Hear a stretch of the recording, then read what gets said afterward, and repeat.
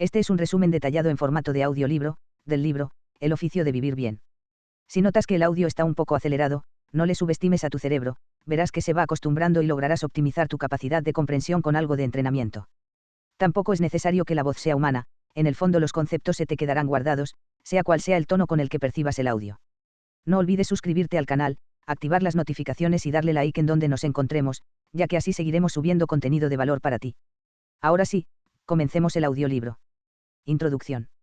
Vivir es un arte, un ejercicio constante de consciencia, atención, entrega, amor, humildad, voluntad de aprendizaje, magnanimidad y otras tantas actitudes esenciales. La gran paradoja es que aprendemos a caminar, a asearnos, a leer o a escribir, desarrollamos habilidades mentales complejas, como el cálculo o el álgebra, pero el oficio de vivir bien nos resulta harto difícil. La felicidad es una conquista y va de la mano de una labor personal.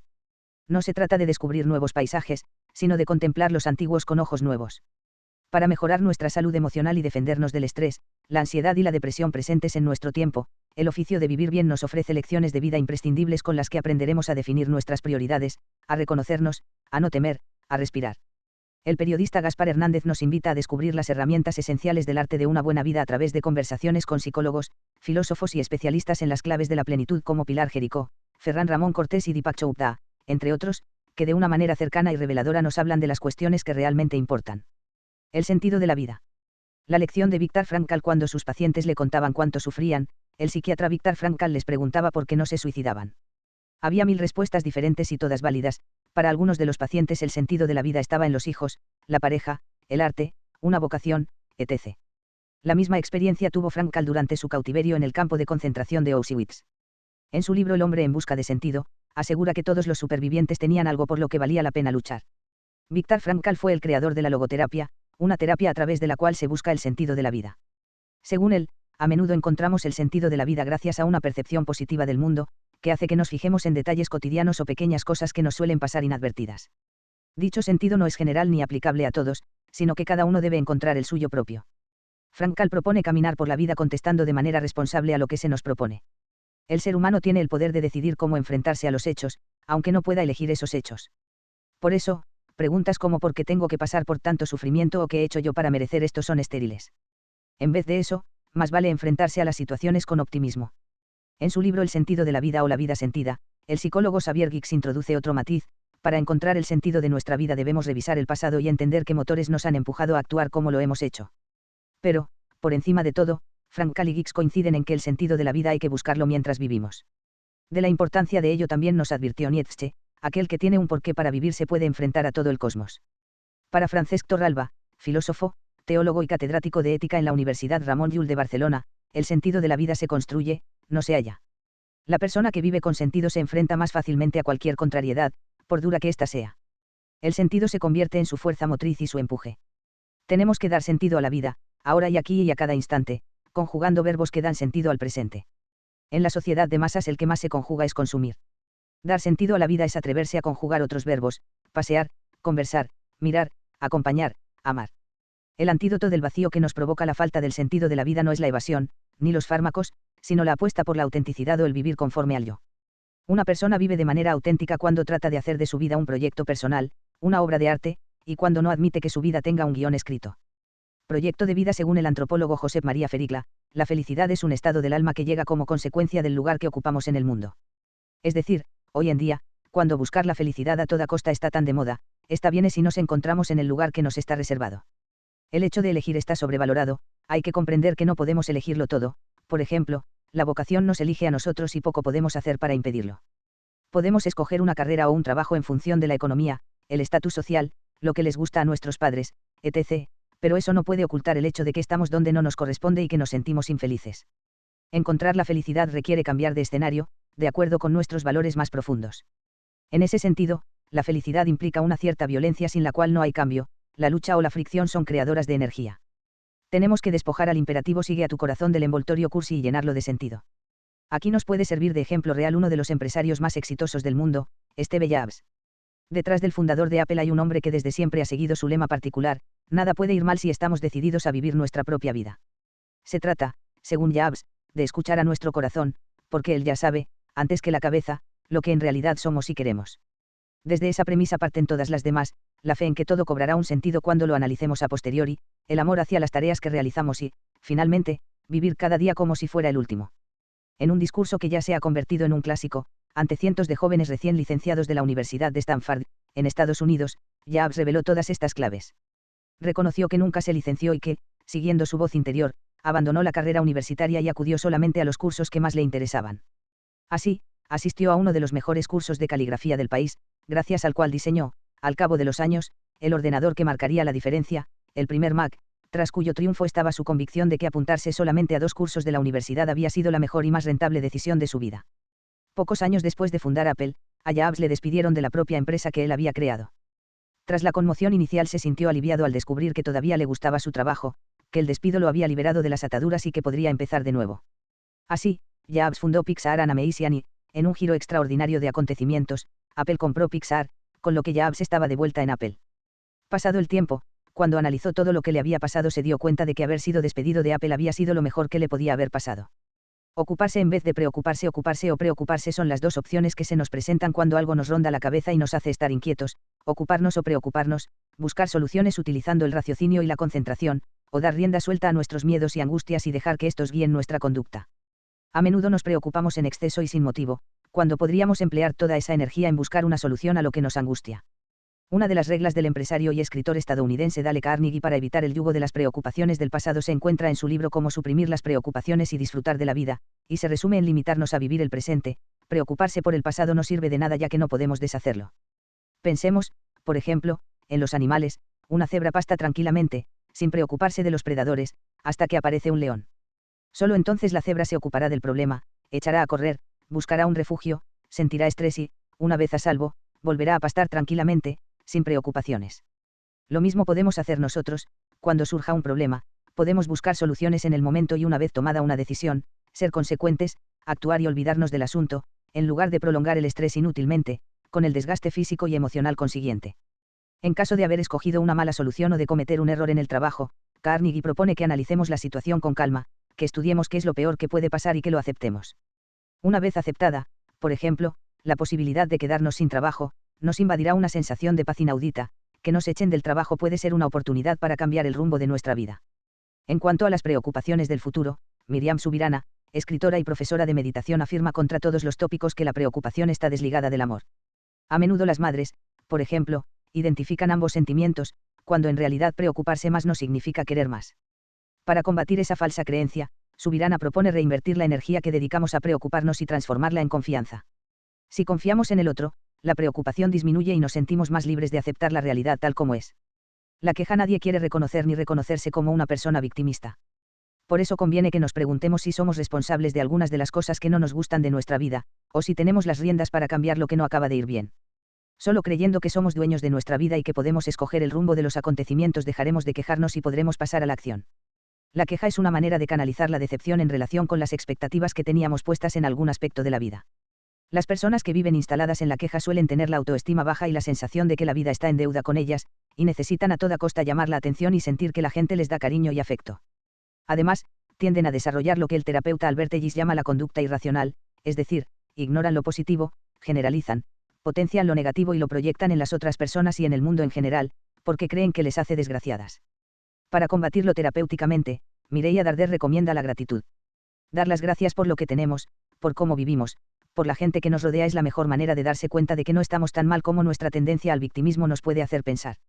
El valor del elogio a menudo no sabemos cómo tomar los elogios. La psicóloga Cristina Llagostera sostiene que el motivo radica en la educación. Nos han educado para que creamos que podemos sacar más provecho de una crítica que de un elogio, pero en realidad unas palabras amables, que salgan de manera espontánea y sin trampa, pueden ser tremendamente beneficiosas para nuestra autoestima, siempre que estemos en condición de discernir el elogio sincero del mero peloteo. Por esa mala fama que tiene el elogio en la educación es difícil romper con el tópico de que el castigo es la herramienta más útil. Si bien es cierto que antes educar era sinónimo de castigar, ahora se potencia el refuerzo positivo, que es una herramienta mucho más potente. El buen elogio, asegura la profesora de filosofía de la Universidad de Barcelona Begoña Román, es el elogio potente, que genera resultado. Se trata de dirigir la alabanza hacia lo específico, no a lo general, así se nota que hemos trabajado el mensaje y el niño entiende a la perfección qué es lo que ha hecho para merecer un elogio, que él recibe como una muestra de amor. En la mayor o menor medida esto también se puede aplicar a los adultos. Saber aceptar y dar elogios refuerza nuestra autoestima y la de los demás. Gran parte de la opinión que tenemos de nosotros mismos viene dada por la imagen que proyectamos al exterior y, aún más, por el feedback que recibimos del entorno. Por tanto, si sabemos cuál es nuestro lugar, cuando recibimos un elogio podemos tomarlo en su justa medida, sin desconfiar siempre y dejando que la voz de los demás también nos guíe. Gestión del tiempo y del trabajo. En el tema de la flexibilidad laboral, España se encuentra a la cola de la Unión Europea, un 9% frente al 23%. La situación no es muy distinta en cuanto a la productividad. La mayor rigidez y la menor productividad indican que el problema básico tiene que estar en la manera de gestionar el tiempo. El tiempo es un recurso limitado, no podemos conseguir más del que tenemos, pero sí podemos mejorar su gestión. De esa manera, no solo conseguiremos una mayor productividad, sino también menos estrés y una vida más equilibrada, con más horas para la familia y para nosotros.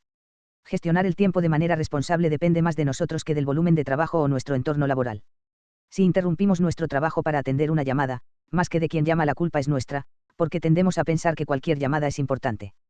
Por eso convendría que nos diéramos cuenta de cuáles son los principales ladrones de tiempo. En su libro The Time Trap, Alec Mackenzie los ha sistematizado. El primero es la falta de planificación, que nos lleva a confundir prioridades. Después existe el mal hábito de no delegar, ya sea por un exceso de ego, de desconfianza o de incapacidad para decir no.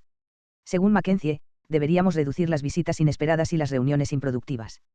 La falta de autodisciplina también nos hace perder mucho tiempo, así como la desorganización personal y la tendencia a dejar las tareas inacabadas.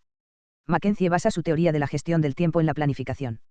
Para gestionar nuestro tiempo de modo correcto, en primer lugar, debemos ponernos metas a largo plazo, que sean alcanzables, específicas, con fecha límite y flexibles, por si necesitamos modificarlas. A continuación, tenemos que establecer unos objetivos a corto plazo que nos ayudarán a conseguir las metas anteriores. Además, debemos tener claras nuestras prioridades de cada día y dejar a un lado aquello postergable o innecesario, aunque sea lo que más nos guste. El asunto de las prioridades fue el tema de una conferencia de un asesor de empresas en gestión del tiempo. Para ejemplificar su tesis, llenó ante la audiencia un frasco con piedras del tamaño de un puño. Cuando ya no cabían más, sacó un cubo con gravilla, metió la parte del contenido en el frasco de las piedras y lo agitó. Eso hizo que la gravilla se colara por las grietas que dejaban las piedras. Después sacó un recipiente con arena y la echó dentro del frasco mientras ésta se escurría entre piedras y gravilla. Con eso quería demostrar que antes que la arena, hemos de colocar siempre las piedras grandes de nuestra vida. Debemos preguntarnos cuáles son para nosotros esas piedras y colocarlas en la agenda antes que nada. Lo demás ya encontrará su lugar. El tiempo es un capital valioso, tanto o más que el dinero, y deberíamos perder un poco de él para aprender a gestionarlo. Para Andrés Martín Asuero, profesor de reducción del estrés en el Centro Médico de la Universidad de Massachusetts, cuando tenemos más tareas de las que el tiempo nos permite, surge una preocupación que nos lleva a acelerar. Sin embargo, a partir de cierto punto, si la preocupación sigue aumentando, nuestra eficacia disminuye. Alguien con una preocupación excesiva trabaja apresuradamente, olvida cosas, comete errores, salta de una tarea a otra y tiene muchas interrupciones, por lo que resulta menos eficaz. Aquí la agenda es básica, porque se trata de organizar el día según las prioridades. Tenemos que fijar prioridades, dejar algunos espacios para imprevistos e intentar que nuestra mente esté concentrada. Uno puede tener más o menos actividades, pero, si las lleva a cabo una después de la otra, el efecto que eso produce en nuestro sistema emocional será mucho menor. También es importante diferenciar entre lo urgente y lo importante. Cuando una persona trabaja orientada a resolver las cosas urgentes, y dado que lo urgente lleva incorporado una sensación de prisa, siempre trabaja con prisa, y la prisa genera ansiedad, que a su vez produce tensión y así sucesivamente. Sin embargo, cuando una persona trabaja orientada hacia las cosas que son importantes, lo que hace en su vida adquiere un mayor sentido. Y encuentra una satisfacción porque ve que su tiempo está siendo bien aprovechado. Trabaja, por tanto, sobre lo que es importante, y no sobre lo urgente, y tiene, en consecuencia, menos estrés. Estar quemados, burnout. Si somos idealistas en extremo, si depositamos expectativas excesivas en el trabajo, si somos muy exigentes con nosotros mismos, si no somos capaces de perdonarnos el mínimo error, si somos poco flexibles y no nos adaptamos bien a los cambios, entonces somos proclives a desarrollar el síndrome burnout o acabar quemados en el trabajo que realizamos. No obstante, no todo depende de uno mismo. Existen varios factores propicios para generar el síndrome burnout, aunque estos solo tienen o carecen de fuerza en función de cómo los tomemos. Según Marisa Bask, psicóloga clínica, los factores de riesgo en el trabajo son la sobrecarga, la falta de medios para llevar a cabo el trabajo, la falta de definición de lo que debemos desempeñar, los cambios continuos, el mal ambiente, la mala gestión de los directivos, la falta de reconocimiento, etc. Todo eso puede hacer que vayamos sintiéndonos cada vez más lejos del proyecto de la empresa donde trabajamos y más descontentos y quemados. Cuando, además de los síntomas típicos del estrés, también sentimos un agotamiento que no se corresponde con el trabajo realizado, necesitamos mecanismos de defensa y barreras que nos distancian del objetivo perseguido, y nos baja la autoestima en picado, queda poca duda de que padecemos el síndrome burnout. Para combatirlo, solamente existen dos opciones: variar la realidad que nos rodea cambiando de departamento, de sección o de empleo, o rectificar nuestra manera de tomarnos las cosas.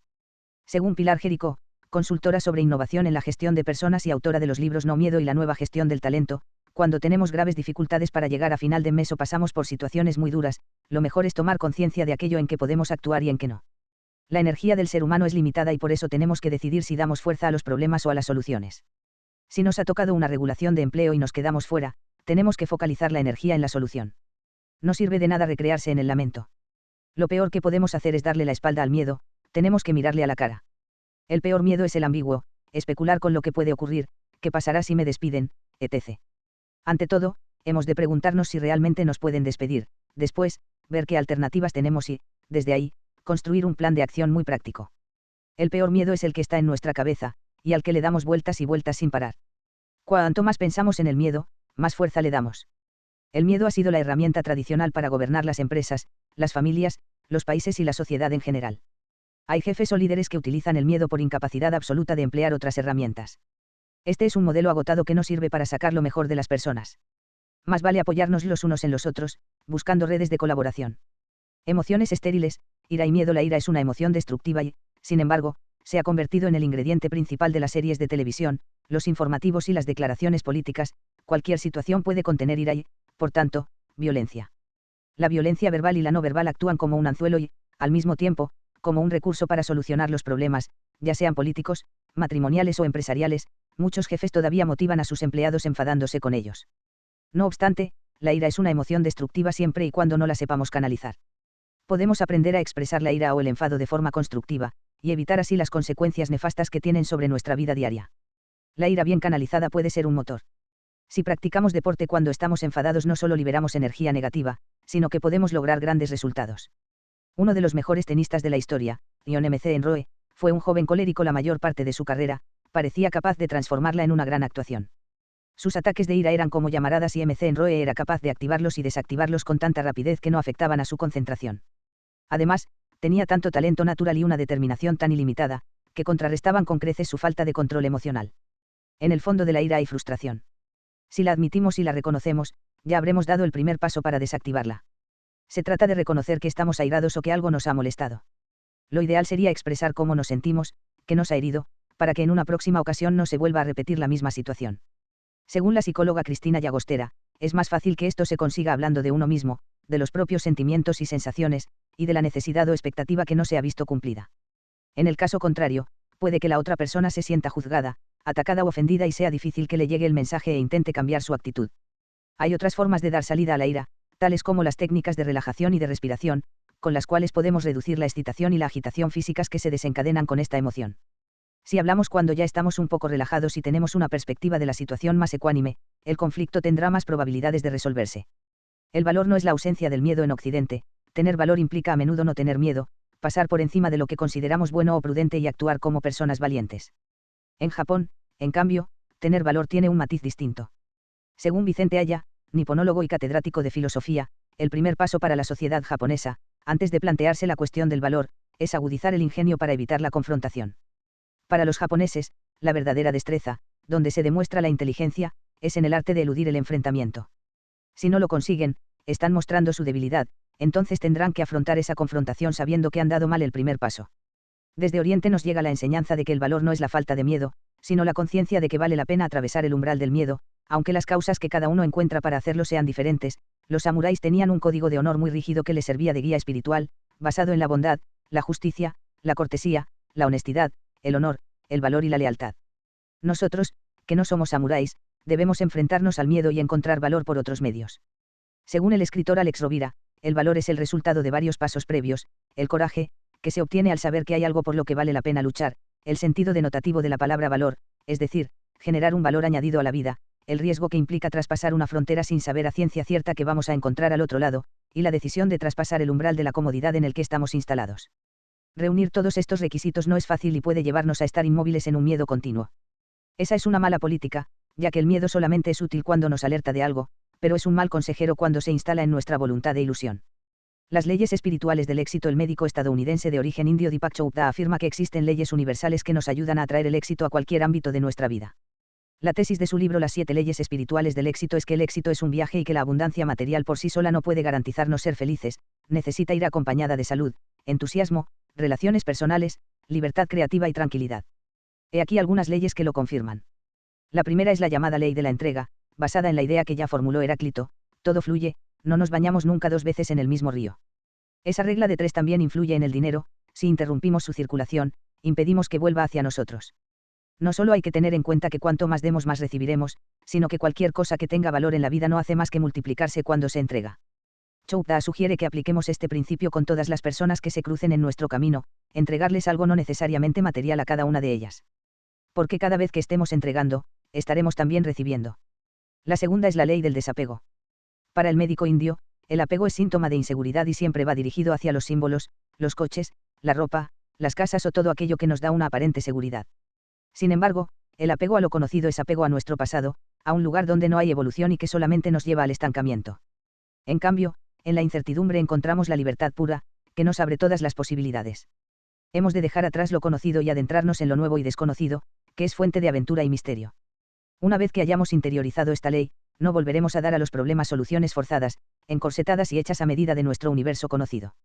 Seremos libres para pensar en soluciones abiertas y diferentes, entenderemos los problemas como oportunidades para encontrar un beneficio mayor. El resultado de todo esto es la llamada buena suerte, que también puede ser fruto de un trabajo interno. Por último, cabe destacar la llamada ley del Dharma, palabra que en sánscrito significa sentido de la vida. Chopra la aplicó con sus hijos: en lugar de presionarlos para que sacaran buenas notas, les educó diciéndoles que su primera misión era descubrir la razón por la que estaban en el mundo, debían encontrar por sí mismos ese talento que los hacía especiales y únicos con el que podrían servir a la humanidad. Epílogo. El pilar básico del oficio de vivir bien es el autoconocimiento. Desde hace siglos, los grandes pensadores y filósofos nos han dicho que el oficio de vivir bien empieza con el conocimiento de uno mismo. Sin embargo, son pocos los que han remarcado que el conocimiento de uno mismo no se consigue con la razón. La razón, a menudo sobrevalorada, es útil para el trabajo cotidiano, pero no para lograr la plenitud, y hace falta complementarla con el sentimiento y la meditación.